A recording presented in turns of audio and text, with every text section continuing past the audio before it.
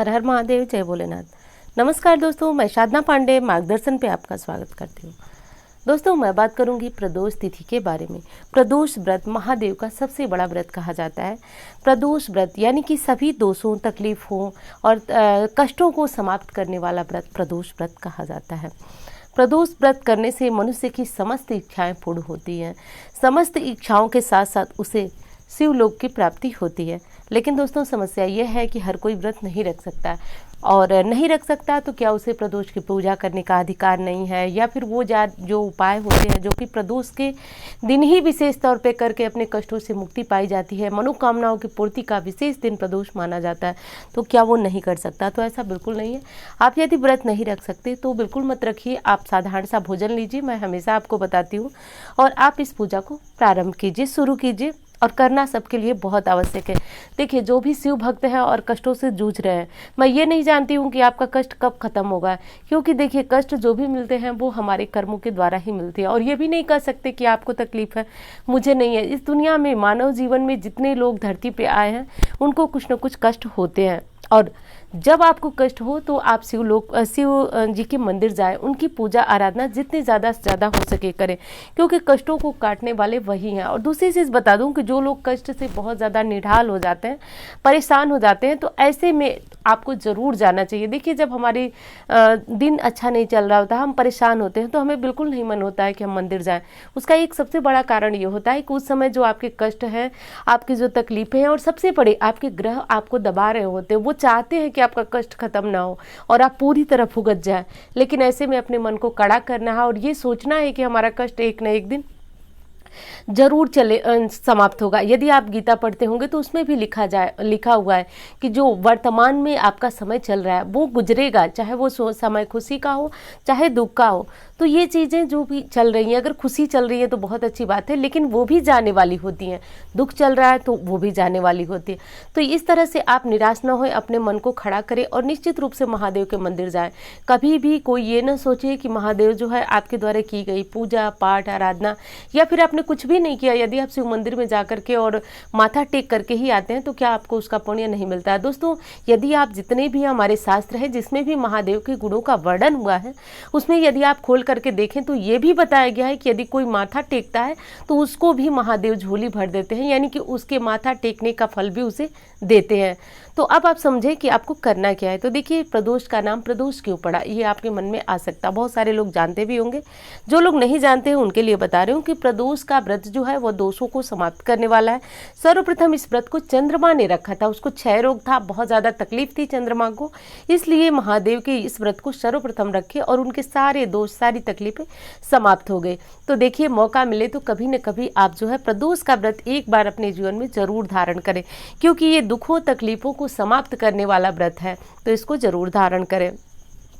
प्रदोष व्रत में आपको एक चीज़ और ध्यान देना है दोस्तों, कि प्रदोष काल में पूजा प्रदोष के दिन ही, प्रदोष काल में ही करनी चाहिए। प्रदोष काल का समय मैं हर वीडियो में आपको बताती हूँ कि लगभग सूर्यास्त से 45 यानी कि 45 मिनट पहले और लगभग 45 मिनट बाद तक हो सकती है। और इस समय आप कहते हैं कि मंदिर नहीं खुला है, या किसी भी कारण से आप, बहुत सारे लोग इस प्रश्न को कहते हैं कि मंदिर नहीं खुला है या फिर पंडित जी पूजा नहीं करने देते हैं, जल नहीं चढ़ाने देते हैं। तो सबसे पहली बात तो यह है कि पंडित जी क्या सोचते हैं ये नहीं पता है, लेकिन हमारे शास्त्रों में हर जगह जो भी महादेव के गुणों का वर्णन करने वाले शास्त्र हैं, शिव महापुराण हो गया, स्कंद पुराण, सब में ये लिखा हुआ है कि आप शाम के समय प्रदोष काल में पूजन करें, ये अति लाभदायक होता है। लेकिन यदि आपको किसी कारण से करने का मौका नहीं मिल रहा है तो आप सुबह ही करें, लेकिन पूजन जरूर करें। तो इस प्रदोष के दिन किसी भी स्थिति में महादेव को नहीं भूलना है। कुछ नहीं मिल रहा है तो एक लोटा जल और थोड़ा सा अक्षत, यानी कि जो चावल होते हैं आप दैनिक जीवन में अपने घर में प्रयोग करते हैं, उसमें से खंडित यानी कि टूटे हुए चावल को निकाल लीजिए। बाकी जो साबुत चावल हैं उनको ले जा करके और शिव मंदिर में चढ़ाइए। यदि बेलपत्र मिलता है तो बहुत अच्छी बात है, दूध दही घी शक्कर शहद यदि मिल जाता है तो बहुत अच्छी बात है, नहीं मिलता है तो भी आप, मैं कहती हूँ, एक दिन मंदिर जाना आवश्यक है आपको। कम से कम सोमवार को जाएं, नहीं जा सकते तो प्रदोष जरूर जाएं। वो भी नहीं कर सकते किसी कारण से, मंदिर दूर है या समस्या कोई भी हो सकती, घर में ही शिवलिंग रखा हुआ है, शिव जी की कोई पिंडी है तो वहाँ करें, लेकिन पूजन जरूर करें। तो देखिए करना ये है आपको कि सर्व सुख दिलाने वाला शनि प्रदोष होता है, और जिनके भी कुंडली में संतान योग नहीं है या फिर जिनको संतान नहीं है, तो कहा जाता है, मैं कई बार आपको बता चुकी हूँ कि जितने भी दोष होते हैं उनको समाप्त करने का जो कहे कि कारण बनते हैं वो महादेव ही बनते हैं। तो यदि संतान नहीं है तो शनि प्रदोष व्रत का अपना अलग महत्व है, और आप इस व्रत को शुरू भी कर सकते हैं। शनि प्रदोष करने से संतान की प्राप्ति होती है, विशेषकर पुत्र संतान की प्राप्ति होती है। पुत्र रत्न की प्राप्ति के लिए भी लोग प्रदोष, शनि प्रदोष का व्रत रखते हैं। आज के दिन महादेव की पूजा अवश्य करनी है, लेकिन शनि देव की पूजा भी आपको जरूर करनी है। अब जिनकी कुंडली में ढया है, साढ़े साथी है, वो तो अवश्य करेंगे, लेकिन जो लोग सामान्यतः खुश हैं, प्रसन्न हैं, या फिर किसी अन्य समस्या से जूझ रहे हैं, तो बिल्कुल ये ना सोचे कि शनि देव की पूजा आपको नहीं करनी। शनिवार के दिन जब प्रदोष पड़ता है तो इस प्रदोष को शनि प्रदोष कहते हैं। और आज के दिन यदि आप शनि देव पे तेल चढ़ाते हैं, बिल्कुल साधारण सी विधि ले लीजिए। आप शाम के समय, जैसे कि सुबह आप मंदिर नहीं जा सकते, तो शाम के समय अक्सर हर मंदिर के बाहर पीपल वृक्ष होता ही होता है। तो देखिए मूर्ति, शनिदेव की मूर्ति पूजा में बहुत ज़्यादा सावधानियां रखनी पड़ती है, लेकिन यदि आप पीपल पूजा करते हैं तो आपको अन्य लाभ मिलते हैं, शनिदेव की पूजा कृपा भी मिलती है। तो आप थोड़ा सा जो है भोग चढ़ा दें और 7 परिक्रमा कर लें। और परिक्रमा यदि आप नहीं कर सकते हैं तो आप कम से कम 1 दीपक जरूर जलाएं और तेल उन्हें जरूर चढ़ाएं। शनिवार के दिन जो भी शनि प्रदोष के दिन शनिदेव की पूजा आराधना करता है, उसको कार्य, व्यापार और नौकरी संबंधी समस्याएं समाप्त होती है। कभी कभी देखा जाता है कि व्यक्ति जो है नौकरी के लिए दर दर भटकता है, तो ऐसे में 9 दीपक कल के दिन प्रज्वलित करें। कल शाम 9 दीपक, यानी कि प्रदोष काल का जो समय मैं अभी बताऊंगी आपको, क्योंकि बहुत सारे प्रश्न पिछली बार आए थे कि दीदी आप समय भी बताइए, हम बहुत ज़्यादा कन्फ्यूज होते हैं, कब सूर्यास्त हो रहा है, क्या हो रहा है, तो उसके लिए मैं समय भी बता रही हूँ आपको। तो आप 9 दीपक प्रज्वलित करें, इससे आपकी नौकरी में, व्यापार में, दुकान में, जो भी आपके कार्य स्थल है वहाँ पे आ रही समस्याएं समाप्त होंगी। नौकरी मिल नहीं रही है तो उसको नौकरी मिलने के योग बनेंगे।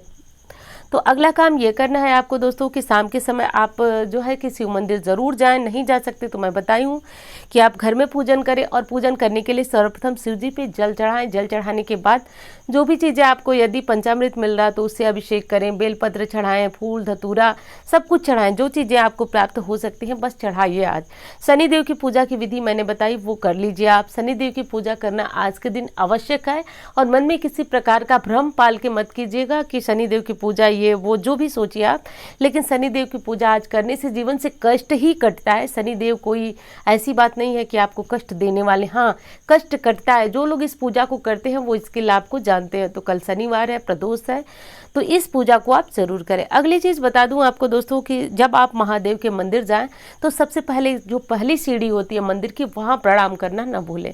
प्रणाम करके मंदिर के अंदर जैसे ही प्रवेश करें घंटी जरूर बजाएं, क्योंकि घंटी बजाने से आपके कष्ट दूर होते हैं, आपके रोग दुख तकलीफें, बहुत सारे लाभ बताए गए हैं हमारे शास्त्रों में। घंटी मंदिर की बजाना, तो जाते समय घंटी जरूर बजाएं। उसके बाद जाकर के और महादेव की पूजा करें। यदि कोई बहुत बड़े कष्ट से आप जूझ रहे हैं तो आप शिवलिंग के, यानी कि जिधर जलधारी होती है उसके दूसरे किनारे, यानी कि दक्षिण की तरफ, शिव मंदिर में जाकर दक्षिण की तरफ बैठें। यानी कि दक्षिण की तरफ आप बैठेंगे और आपका मुंह होगा उत्तर की तरफ, तो उत्तर की तरफ बैठ करके पूजा करें। हमारे शास्त्र कहते हैं कि जो उत्तरमुखी हो करके और महादेव की पूजा आराधना करता है उसकी समस्त तकलीफें दूर होती हैं। ये काम करें। अब पूजा में एक चीज़ ज़रूर ध्यान रखें कि यदि आपके ऊपर बहुत ज़्यादा कर्जा है, बहुत ज़्यादा परेशानियों से जूझ रहे हैं, तो चावल यानी कि 1 मुट्ठी अक्षत ले जाके प्रदोष काल में चढ़ाने से अखंड लक्ष्मी की कृपा बरसती है। तो जो लोग नौकरी के लिए तैयारी कर रहे हैं, कर्जे बहुत ज़्यादा हैं, जिनके घर में धन पर्याप्त नहीं आता है, आता भी है तो बहुत सारे खर्चों के कारण उस धन का उपयोग आप नहीं कर पाते हैं, तो ऐसे में 1 मुट्ठी चावल ले लीजिए, आप पहले बीन लीजिए और उसको ले जाकर के शिवलिंग पे चढ़ा दीजिए। और ऐसे करने से लक्ष्मी की कृपा होती है। दोस्तों मैं तो हर प्रदोष आपको बताती हूँ कि हर प्रदोष को आप मंदिर जरूर जाएं। यदि आप सोमवार नहीं जा सकते हैं तो प्रदोष काल पूजा का जो शुभ मुहूर्त है वह शाम को 6:23 से रात को 8 बजे तक है। इस बार ये शुभ मुहूर्त है जो कि मैंने विशेष आपके लिए जो है कि ये मुहूर्त बताया है। आप इस मुहूर्त में जरूर पूजा करें। तो शाम को 6:23 से रात 8 बजे तक।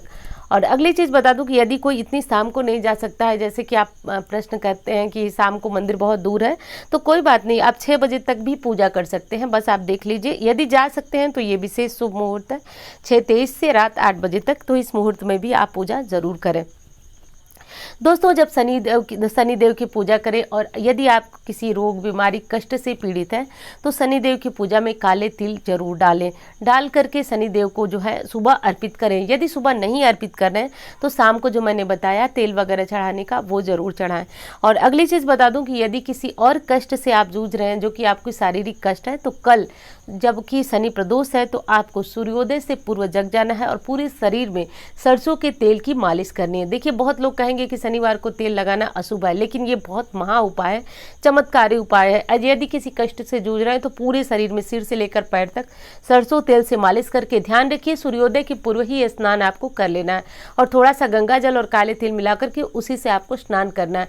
ऐसा शनि प्रदोष के दिन करने से रोग बीमारियां दूर होती हैं। सर्व सुख दिलाने वाला ये उपाय है।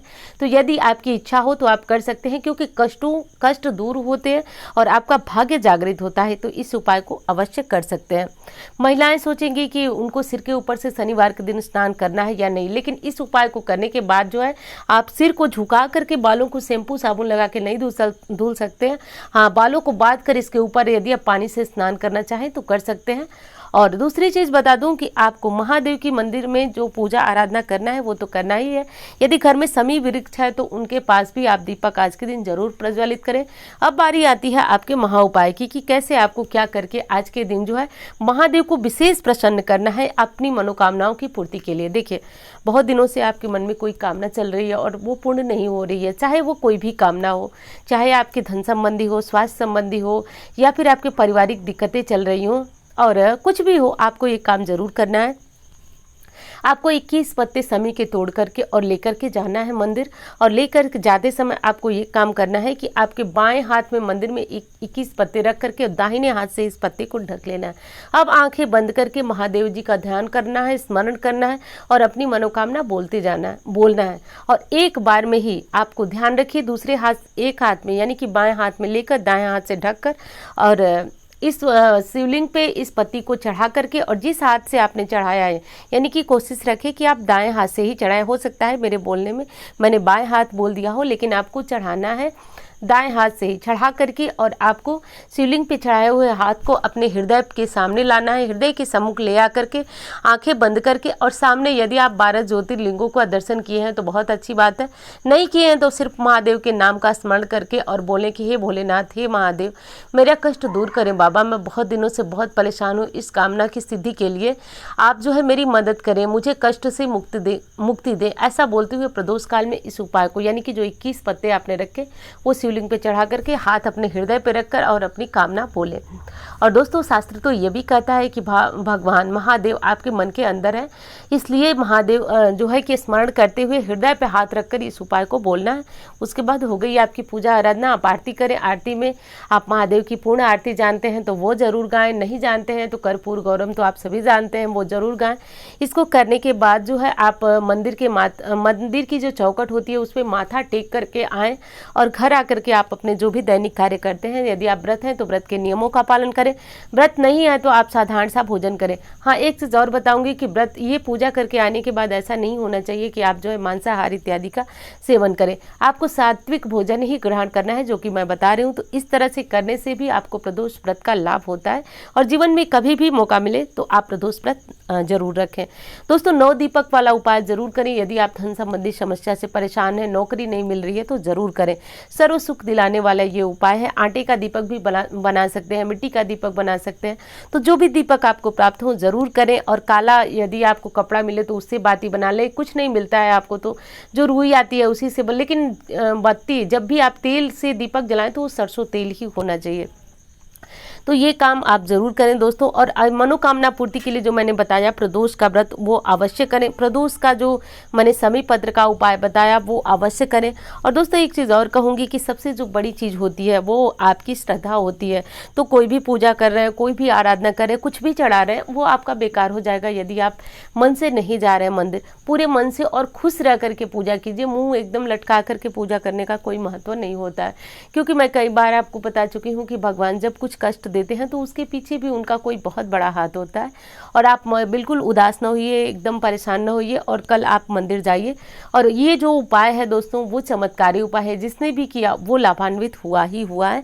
तो आप भी इस चमत्कारी उपाय को जरूर कीजिए और उम्मीद करती हूँ वीडियो आपको अच्छी लगेगी। हाँ, वीडियो अच्छी लगे तो उसको लाइक जरूर कीजिएगा और यदि आपको वीडियो पसंद आ रही है तो चैनल को सब्सक्राइब कर लीजिएगा, क्योंकि इसी तरह की जानकारियाँ मैं आपको हमेशा देती रहती हूँ। क्योंकि ये जानकारियाँ जो होती है शास्त्र सम्मत होती हैं, बिल्कुल आपको शास्त्र से निचोड़ कर जो ज्ञान होता है वो लाती हूँ। किसी के कहने सुनने या इधर उधर की जो प्रपंच वाली बातें हैं होती हैं वो तो वीडियो में बिल्कुल भी नहीं होती है। तो इस तरह की जानकारी के लिए चैनल को सब्सक्राइब करें, वीडियो को लाइक करें और उम्मीद करती हूँ कि ये जानकारी आपको पसंद आई होगी। हर हर महादेव, जय भोलेनाथ। तो चलिए कल प्रदोष के समय आप मंदिर जरूर जाइए और भोलेनाथ पे पूर्ण श्रद्धा रखिए। जय भोलेनाथ।